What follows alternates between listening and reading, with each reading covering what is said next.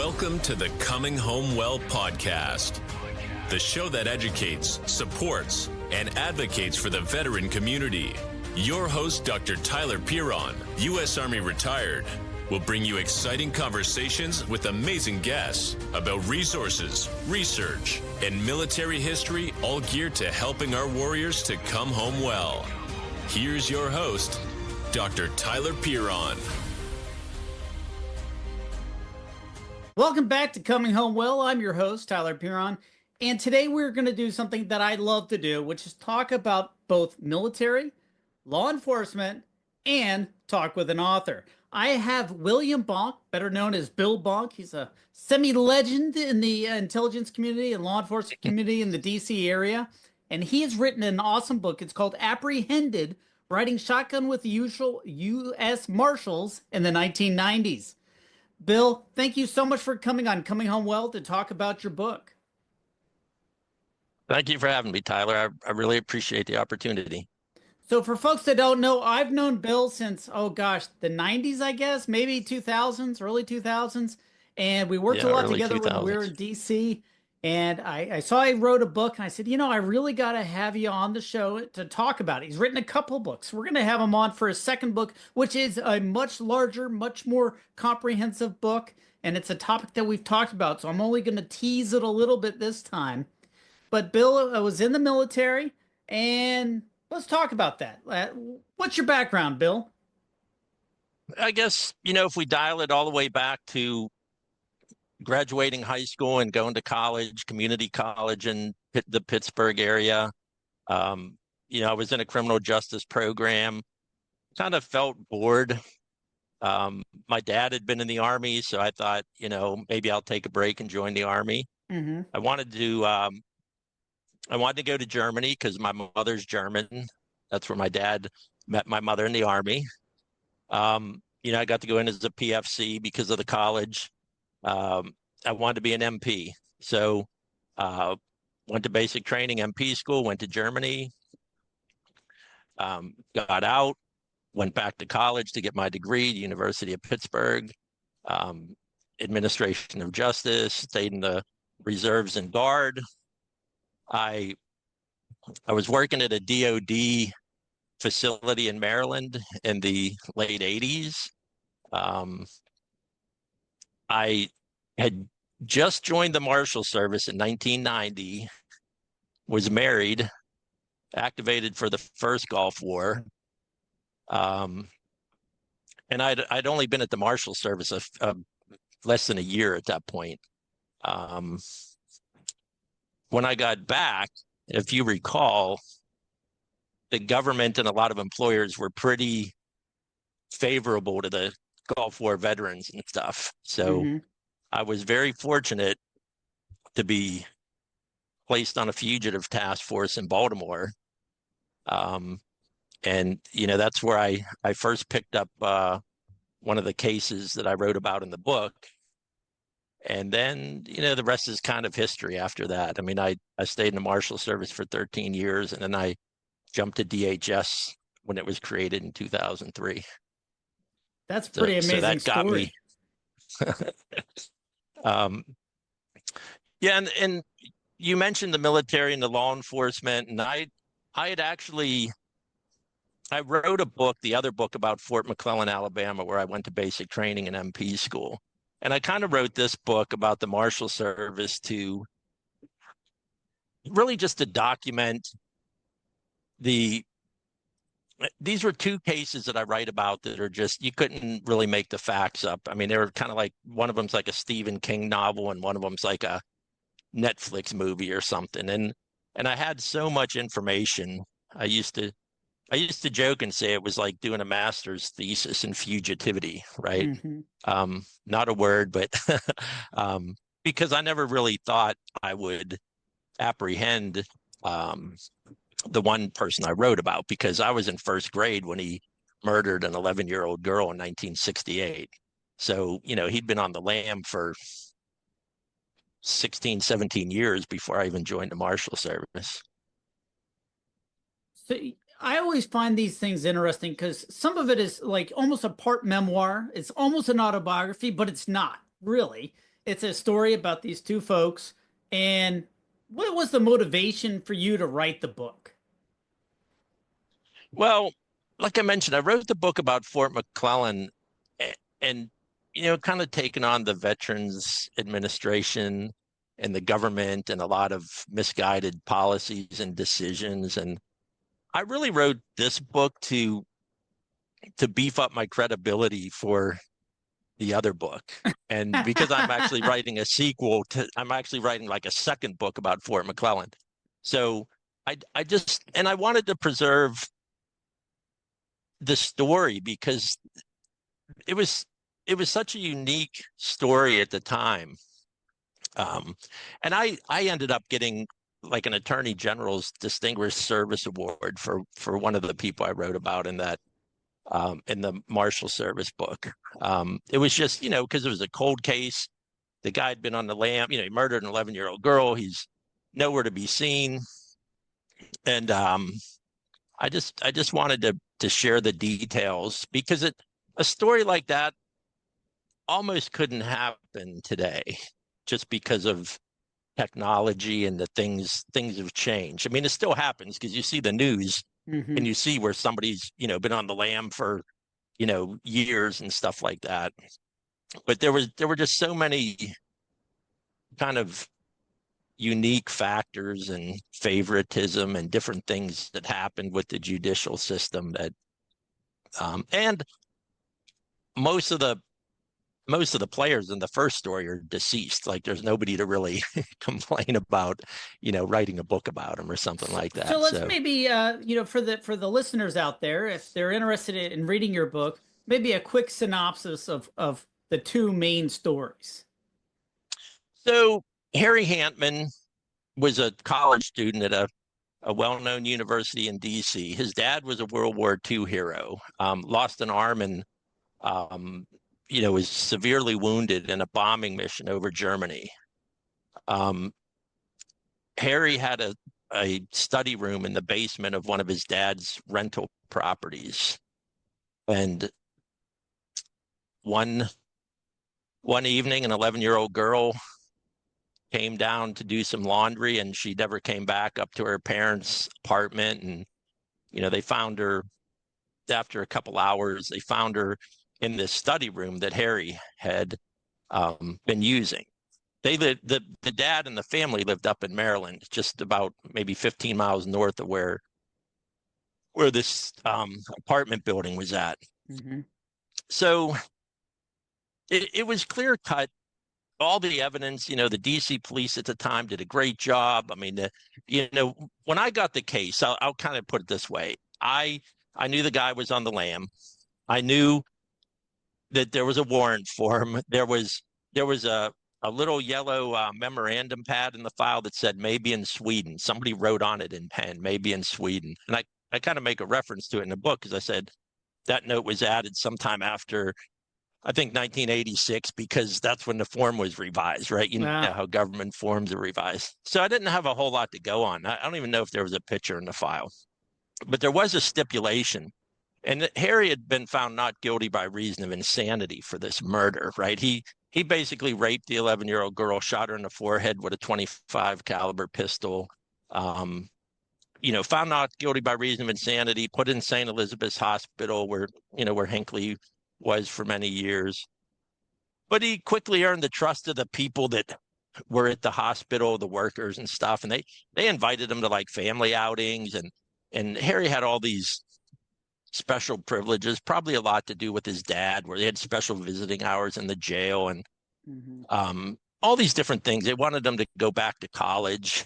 And then on Christmas Eve of 1973, he was allowed to go to a church service in Bethesda, Maryland. And one of his dad's employees was his kind of Uber driver at the time, right? And so they get to the church. There's nowhere to park. The driver's like, Harry, you go in and find a seat. I'll park the car. Well, that was the last time anybody saw Harry Hampman until March of 1993 when I arrested him in Idaho with a few of my cohorts. Isn't that crazy? But I mean, the guy Yeah, and kills an 11-year-old girl, and they're like, you go ahead, go, out on the town and go to church, and you'd think that there would be something.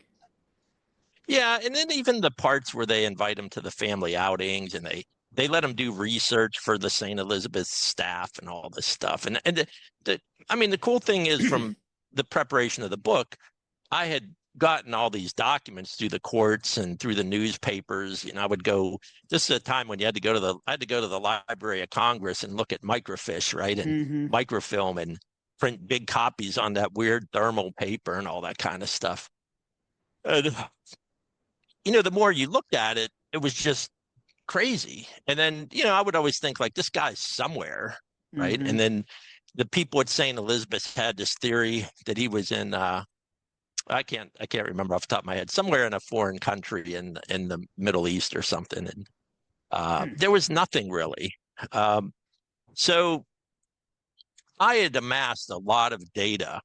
And the thing that broke the case, like we even hired a forensic sculptor to make a 3D clay enhanced bust of what Harry Hampman might look like, Yeah. a decade, 2 decades later. And as you know, with fingerprints, even at that time in the early 90s, they were still working on automation of the databases like the FBI central databases and CGIS and everything. But most states had criminal history repositories. Hmm. And somebody at headquarters was like, hey, did you do a national fingerprint check? And I was sort of like, well, why would I want to do that? Like fingerprints are kind of automated. They show up on rap sheets and all this stuff. So I made a request to the FBI, and I worked at 3rd and Constitution, at the U.S. courthouse. And one day I walked down to the FBI, got 50 laminated sets of fingerprint cards, and mailed them to every state to their criminal history repository. Hmm. And then 3 days later, somebody called me from the Western States Identification Network, which was in Nevada. And they go, hey, we got a hit on your fingerprints, this Bet guy, you were Thomas surprised. Dorian. Oh, yeah. I mean, I was extremely surprised, first of all, that it happened that fast. And then, the fact that he's in Oregon, right? Or was Hmm. arrested in Oregon in 1989. So we're now in 1993. And, at the time, I think the Marshal Service really needed some good kind of PR, right? Just, needed something to, Some good um, news. yeah. And because the bosses at headquarters were like, hey, can you go to Oregon tomorrow? So like the next day I was on a plane to Portland. Um, but what had happened was he had been arrested in 1989 is under the name of Thomas Dorian. And so, we're trying to amass data and we're flying out there and we're looking at stuff. And Tom Dorian, as it turned out, was a college student in DC. He had died at the age of like 23. And if there were so many oddities, like he was an outdoorsman, an avid, trying to think, like a Sierra Club member and stuff. Like a And Hantman hiker, on all probably this, AT yeah, hiker, so that kind of thing. yeah, and he had a beard and stuff in his photo in his obituary. He had died of a rare cancer. So Hantman's brother had been a lawyer, and he can only figure that uh, he was able to kind of game the system and obtain that. What they did was they got the death certificate of Dorian, got his information, got his birth certificate. I think he was born in California. Hmm. And then they created this identity for Harry Hampman, which he used until we arrested him in March of 1993. Basically took over the But guy that died from cancer's identity and just continued living yeah, as him. and exactly. And the thing that was so weird was Hampman in all the court documents was described as squeamish, and he had been bullied and he was afraid of bugs and all this stuff. Well, I can show you pictures of him fishing for salmon in the Snake River, and he started this big game hunting guide and all this stuff. It's really an abomination if you look at it, and you just, not only did he take the identity of Tom Dorian. He kind of took his persona, right? Mm-hmm. So unbeknownst to us, as we're flying out there, like the day before in NCIC, there was a wanted notice posted for I can't remember exactly what the charge was, but it was like rape, sodomy, kidnapping, or something. And For the so he was on the real lam. guy He was or on the the run. fake persona? The The same Harry guy, Hampman, but as Tom Dorian in Oregon, had yeah. raped and assaulted a exchange student he was helping tutor. Oh wow. So this is So he another was on set the of lam. crimes. Yeah. He's on the So lam he's for on being the on the lam. lam.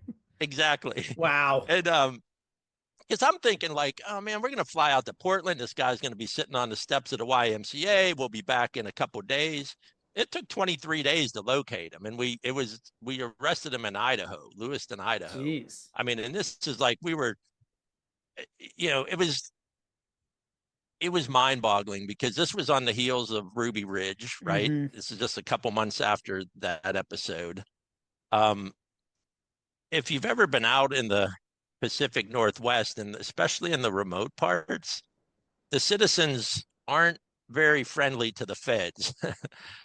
I And lived so in we Seattle, actually, yeah. I in the yeah, 90s, and there was places that I learned what the tin pans on the pie pans with the various symbols meant, yeah, and it wasn't yeah. good. And we drove around with the Forest Service because they were kind of accepted and they were used to seeing those people. And we actually thought about getting deputized as local sheriffs at one Mm-hmm. point. So we did, because we're like, if we whip out this Silver Star, and there's U.S. Marshals out in, Joseph, Oregon, or Enterprise, Oregon, towns of 1,000, these little, really beautiful part of the country, but everybody knows everybody's business. Mm-hmm. And it just really got stranger as we went. There was a point where Hampman, as Dorian, he bought a printing press at one point, and the Secret Service surveilled him, and they interdicted him and took prints and photographs, but apparently they never sent him in. Or it just Wow. would have been a detainer, right? So I have all their surveillance logs and the artist sketches and all this stuff, and Now, were they thinking he was counterfeiting money? yeah, he was going to make $5 bills. He admitted to it. I Oh mean, wow. he was, but then there's this whole mystery where he was using gold Krugerrands. Like he didn't leave a lot of paper trails, right? And it's this whole time, like from the 70s when he absconded from St. E's, he would, if he was driving, he'd make 3 right turns to make sure he wasn't being followed, and there came a point where we missed him. Like he was in a house and we were outside the house, but we couldn't do surveillance like we would in, suburban Maryland or DC or something, right? Mm-hmm. And him and his wife they were going to go on a little trip to buy a new car, but she knew that he was in trouble for this new offense, and he like take the light bulb out of his refrigerator so he wouldn't silhouette himself walking past the window at night to get a snack out of the refrigerator or something. And Can you he imagine living like he that for years and years? no, Wow. and it's I I I can't. I mean, he snuck out to the car, hid under blankets in the back of the car. She came out, the car wouldn't start. They had to reverse the process. Hmm. And then they left the next day, right? And again, we had a hotel in Portland. Now we're 300 miles east in like Joseph, Enterprise, Wallowa County. He had a cabin 17 miles in the middle of nowhere up on Hell's Canyon. So Jeez. it was just crazy, and we couldn't, we just couldn't do what we would normally do. Like we rolled into town and we went into like a convenience store, and I remember the woman saying like, "Oh, you guys here on spring break?" And we're like, "Yeah, we're on spring break," because we were just such outsiders. And Mm-hmm. half of us from the East Coast, and we had some guys from LA with us who looked like surfer dudes, so we were pretty much fish out of water. And we got the National Guard to bring out a tow-2 site one night, and we went up into Hell's Canyon to try to see if there was a heat signature in the cabin and stuff. And it was just crazy. And then we really had no sightings of him over those 23 days. And we decided to follow her because she had taken a break from her job, and she said she was going to buy a new car. And so we ended up doing some stuff, and we knew she had been in like Walla Walla, Washington, and we drove up there, and we ended up finding out the next day she was in Lewiston. And we're driving, you've been on those roads. I mean, we're driving like 80, 90 miles an hour, and you're looking over these sheer cliffs and stuff. And mountain on one we rolled side, in, cliff on the other. yeah, we rolled into Lewiston, and they were supposedly driving in a Chevy Cavalier. And as we came into town, I saw a Cavalier go by us. Now, they were earlier in a Subaru. So, a Subaru out there is like, a BMW around DC or something. Yeah, super But a common. Cavalier was a little more, austere. And I'd called 911 and said, hey, we did a lookout, and a detective's like, hey, I see this car. There's a heavyset woman and a dude with a beard. And we're like, oh my God. We went to a state police barracks. We got like there's 10 marshals. There's like 4 troopers. There's like 6 or 7 Lewiston cops. And we like jump out on them. They're next to the bus station. And, we yank them out of the car, and they're on the ground. And the wife looks at us and says, all this for a date rape? Oh, jeez. I mean, she had no idea about his prior history and stuff, and she referred I would imagine to he wasn't really keen on sharing that. No, not at all. So that was the first, the big first story, but there's a second as well. And the book is pretty neat because it's a pretty robust book, folks. I'll try to make it so you can see it, and I'll put up it on the screen later, and put a link in the description in the show notes so that if you're interested, you just click on Amazon and go buy it. It's a great book. It's really interesting how things, even in our semi-recent past, not that long ago, you could go hide pretty easily. We don't have our phones that are pinging out our locations and Alexas and all this technology that allows you to be found pretty easily now. But a lot of the same things that they do in the book, well, they still work. You pay in cash, you pay in gold, you go out to the countryside of Idaho or even West Virginia or parts of Virginia, and boom, you can pretty much hide out and live for a long, long time. So what was the other story? Because there's 2. Yeah, I want to make one comment, Tyler, because it's really interesting when you look at people's habits, right? So back the day Hampman committed that murder of the 11-year-old girl, he had come back from the beach with a friend of his. They were at Assateague Island on the eastern shore. Oh yeah, beautiful. And when they came back, they had taken stuff with them. And I think it was like pumpernickel bread and some other stuff, but it was like sardines, and it was like Glee cherry soda. And, so now we're in like sometime in 92 or something, and I'm reading this stuff, sardines and Glee cherry soda. In 93, he was going to college at the University of Oregon in Corvallis on the coast of Oregon.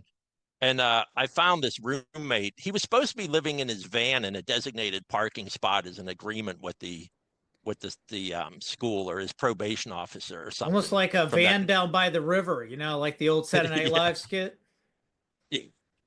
So I find this guy, and we're in the apartment that Hampman frequented with him. And I'm like, did he leave anything here? And he goes, yeah, there's some stuff in the cabinet. Open a kitchen cabinet, and there's a stack of like 10 cans of sardines, right? And it's just like, when you watch America's Most Wanted, and they're like, oh, he's a chain smoker. He smokes Marlboros. He walks with a limp and stuff. Like, it's a great example of where people can't really shake those habits, right? I mean, when I saw those sardines, I'm like, I know we're on his trail, but that was about 10, 12 days into it, right? It still took us almost another 2 weeks. But isn't that amazing where those little details that you think aren't really important. Like, what kind of stuff did you take before, like on the road trip? Led to, Yeah. a pretty good confirmation, or at least good clue that you're on the right trail. I, One more interesting thing was when I when I first got the case, I went up to the family home in White Oak, Maryland. And I went to a neighbor's house. We took like an undercover car. We kind of was just going up to see what's going on. And now we're in 1992. And they're like, oh, the mother and brother committed a murder suicide in 1988. Now, Oh, this wasn't wow. in my file, right? So, and thankfully, like the Montgomery County Police, they didn't even develop the crime scene photos until I asked them about it because they were so sure it was a murder suicide. But they went to the funerals to see if Harry was there, would show up and all this stuff. And there was, I'll flash forward. I mean, they had made arrangements that if the mother died, the brother was supposed to put an ad in a newspaper on the first Sunday in September in the New York Times and the Washington Post. I forget what the message was, but it would let Harry know anywhere in the world Oh, wow. that she had died and all this stuff. But a friend, so then I ended up getting the death certificates. I looked at the death certificates to see who identified the bodies. Turned out to be a lawyer. I contacted a lawyer. The lawyer doesn't have much to say, but he's like a family friend took some stuff from the house. So we tracked this guy down. He has an audio tape, and it's a woman, an older woman, a dude, and another dude who we suspect to be Hampman, right? So it's Hampman, his brother, and his mother. Now they're recording their conversations, but it's all in code. Mm. And they're going like, if I give you a 173216 and a 42317, absolutely without being 21362, so I mean, it was just crazy, right? So, So the family had a so pretty good idea that where he was, or at least they were encouraging or absolutely, assisting him. absolutely. And there's a part I'll flash forward again where the mother actually came to visit Harry one time. They met her in Idaho. She brought no luggage. Her purse was dragging on the ground, basically. So we figured it had the Krugerrands in it.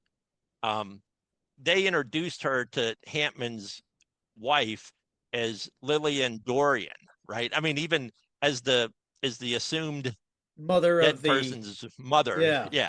So jeez. but the audio tape I sent to our headquarters, who sent to one of those 3-letter agencies, who sent it to another 3-letter agency, and it took 90 days to get it back, right? And they had broke some of the messages, right? So and it was basically telling the mother and the brother to go to a phone booth like in Berkeley Springs, West Virginia, Hmm. and then he would call them there, right? Oh, wow. So so that that was a big catalyst. That was a big break in the case because that closed the gap from the 70s into like 1986 because the days that they said only happened, you know, like Certain and times. all I could say is our code breakers are like phenomenal. They could figure this stuff out, right? And you'll see in the book some of it they didn't break the codes, but it was just again you couldn't even make it up really. Yeah. Um, I You asked about the other story. There's actually 4 stories, 2 big stories and 2 little stories. So one Hmm. one of the little stories is like how things can work favorably and how we can grab somebody quick. Like I talk about the staff complicity at DC jail where a guard had secretly married an inmate and she walked him out and we arrested them in Richmond, Virginia, like within 72 hours. Hmm. Um, and then I talk about somebody else that was young, committed some very enterprising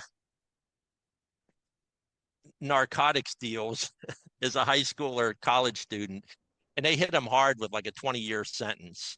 Wow. Um, and I actually am Facebook friends with that person now, and even though he's a Marshal Service top 15 and stuff, but the very interesting thing about him is he was going to roll on his buddies, but then he decided like F that, I'm out of here. But he used all these like, you know, create your new identity and go on the lam books and stuff. So he Mm. kind of talks about it. So you kind of get his perspective in some of the things he's written about and you can kind of, transpose that into what Hantman did on his, you know, So he wasn't flight, nearly as shall we say. successful in getting away, though. No, he only lasted about 2 years, and then he Yeah. got popped in St. Louis. Isn't it But amazing? very interesting things that they were doing. Very, just the similarities are really cool, even though the crimes were just so distant from each other. But the other thing I write about is there was a guy who, so back in the day, the DC Department of Corrections, all their jail facilities were in Lorton, Virginia, and which is about 20 miles south of DC. I mean, they had DC jail, but then they had all their kind of prisons down in Lorton.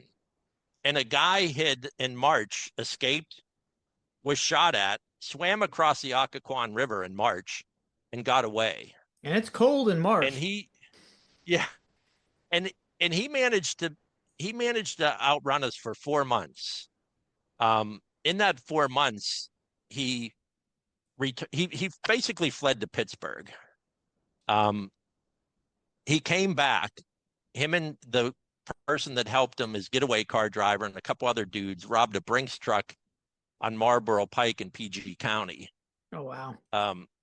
Sadly killed one of the Brinks guards, took about $750,000 in cash, and then they all went their separate ways. So the other story, it's not nearly as Stephen Kingish, shall we say, but it's more about, how he eluded authorities and what he did and how we ended up, getting up to Pittsburgh. And I mentioned earlier, I went to the University of Pittsburgh. I grew up in Pittsburgh. So you know the area four of us well. went up there. Yes. And two of the four of us that went up there were from Pittsburgh originally. And well, I think we arrested him in under 48 hours, but he had hooked up with another dude. They had gone to Hawaii. They had, they're just blowing cash. They're buying cars. They're buying big screen TVs. They're buying stereos. They're doing all this lavish stuff. So there's a common bond, which I won't spoil. There's people got to read the book to see. Got to read the book, folks. Got to see. There was a lot of commonalities because they both had Pittsburgh connections, because Harry's dad was from Pittsburgh, from the Squirrel Hill section and stuff. And there's some connections I talk about, but at the end, there's one really big thing they both have in common. So Bill, I've asked you a bunch of questions, but I'm sure there's something I should have asked you but didn't. So what should I have asked you? I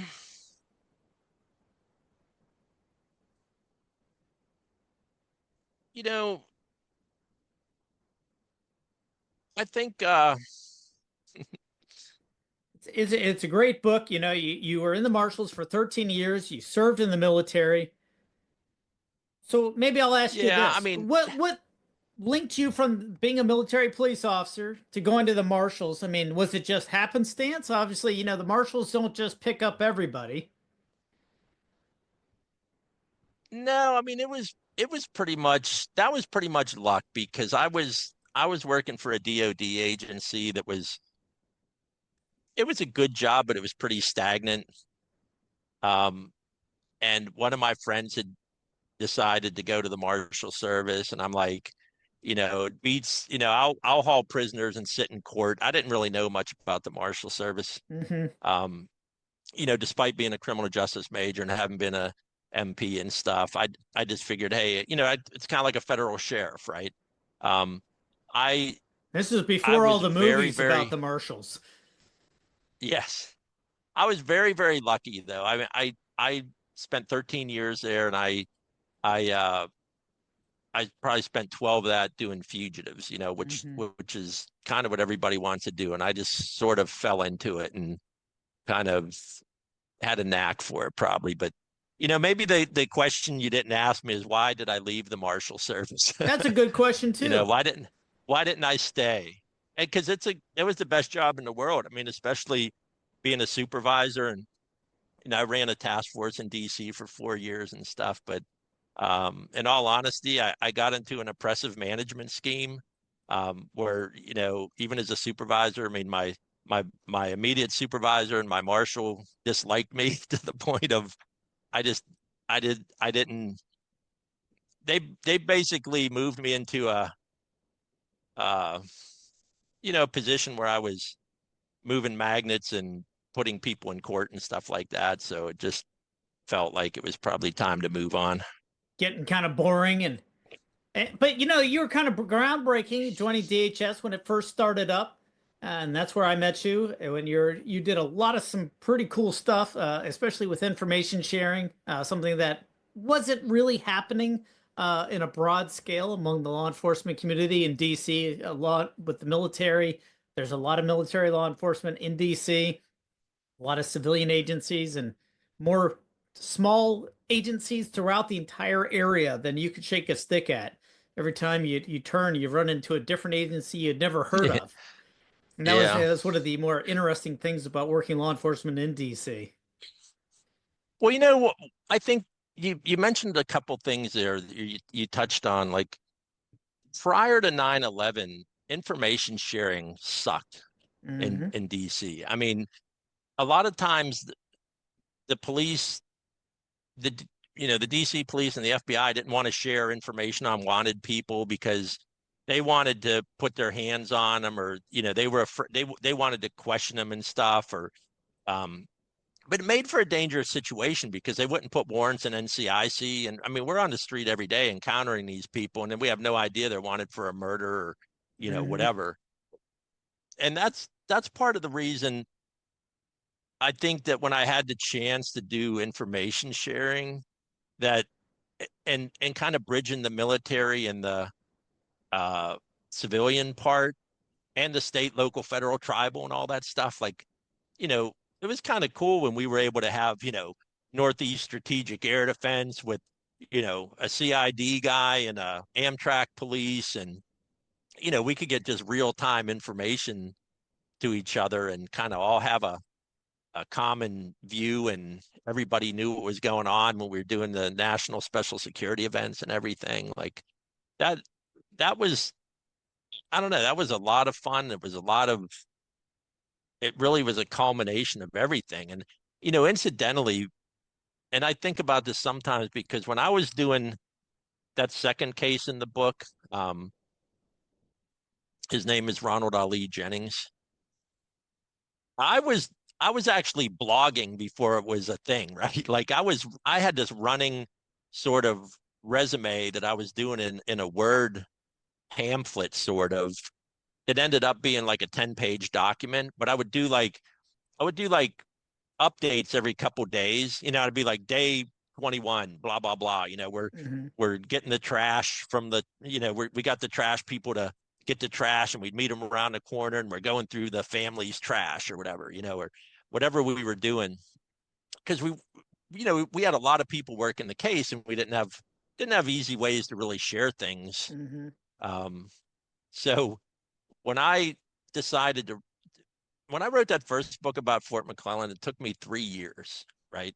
Of almost every day. Like I had to teach myself about the EPA and about, contamination and trichloroethylene and benzene and all this stuff. And, I had to understand like the EPA laws and the military stuff and the VA stuff. And I basically wrote the Marshall book in about 27 days Oh, wow. because that 10-page document was like the crux of the story. The second story, the first one I had already kind of, the Hantman thing, I could tell that story in my sleep probably.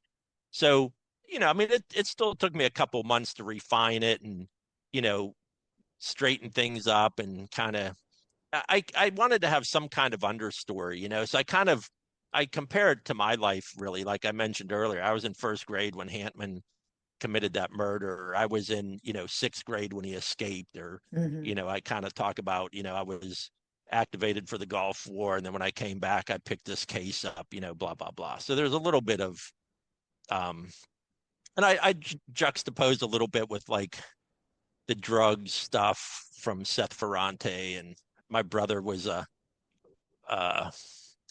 well, I'll just say he was a drug addict / dealer, like he had an FBI number and I was giving people FBI numbers or something. So I kind of bring that into the story a little bit. But the difference in putting that information together and stuff. And honestly, when I wrote the first book, I didn't know what the VA knew or what the Army knew or DOD about Fort McClellan and all that kind of stuff, which amounts to nothing. So as I write this next book, I'm really kind of naming names and calling out politicians and their whole reasoning behind what they're doing and stuff. And we can thank the government for training me too, right? That's right. to be an investigator. So well, Bill, I look forward to having you on again to talk about your Fort McClellan book. It is a much thicker book. The current book that we're talking about, Apprehended, Riding Shotgun with U.S. Marshals in the 90s. It's a great read. Go look it up on Amazon. We'll put a link in the show notes. So if you're reading or you're driving as you're listening, you just be able to click on it. It'll take you to Amazon. You guys can go buy the book. It's really good. And Bill has a way with telling a story, as you can tell if you've been listening to the show today. And we're going to have Bill on again to talk about his Fort McClellan book, which, as many of you know, is very similar to some of these other horrible things that have happened over the years. Lots of chemicals in the water and where soldiers and families are living. And the government doesn't take responsibility for their actions. That's a very quick synopsis, but we've heard it time and again. But Bill has dug into it for years and years, lots of research. It reads like a dissertation. It's a very thick, very footnoted and very detailed book. But we're going to have another whole show on that because there's a lot of people, a lot of veterans that really need to hear this information. I was at Fort McClellan for a while. A lot of other people have spent time there. I was a CID agent where the home of the MP Corps, we all go through Fort McClellan. Along with the Chemical Corps of the Army, was at Fort McClellan for many, many years. I'm sure there's no coincidence. I'm just kidding. There's a lot of coincidence. And it's still even being used today in Anniston, Alabama. So there's a lot of areas that are closed off, but there's a lot of people still affected. So we'll have Bill on again. We've been talking to William Bonk, also known as Bill Bonk, and he's the author of Apprehended, Riding Shotgun with the U.S. Marshals in the 1990s. Bill, thank you so much for joining us on Coming Home Well and sharing your story, and I really look forward to having you on again to talk about your Fort McClellan book. Well, thank you, Tyler. I really appreciate the opportunity. It's been great talking to you and catching up. Awesome. Good to see you, Bill, and thanks again. Thank you. Thanks for joining us this week on Coming Home Well with Dr. Tyler Pieron. If you enjoyed this episode and you'd like to help support the podcast, please share it with others, post about it on social media, or leave a rating and a review. Thanks again. And until all are home and all are well, this is Coming Home Well.